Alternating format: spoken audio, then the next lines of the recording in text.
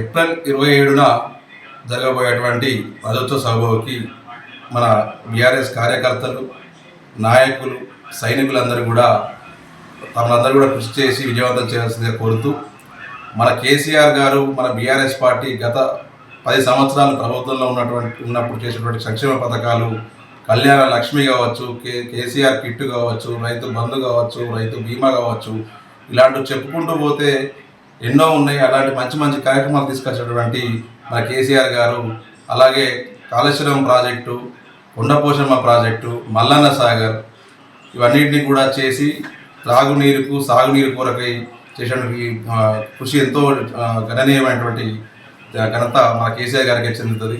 దీన్ని ప్రజలందరూ కూడా గమనిస్తున్నారు. ఈరోజు ఉన్నటువంటి కాంగ్రెస్ ప్రభుత్వం విసిగిపోయి మోసపోయి గోసపడుతున్నామని మా కేసీఆర్ గారు ఎక్కడున్నారని చెప్పేసి వెతుక్కుంటూ వచ్చేటువంటి సమయం వచ్చినది. అందుకే రేపు ఏప్రిల్ 20న జరగబోతున్న సభకందరూ కూడా విజయవంతం చేయాల్సిందిగా కోరుతూ మీ అందరినీ విజ్ఞప్తి చేస్తూ ధన్యవాదాలు.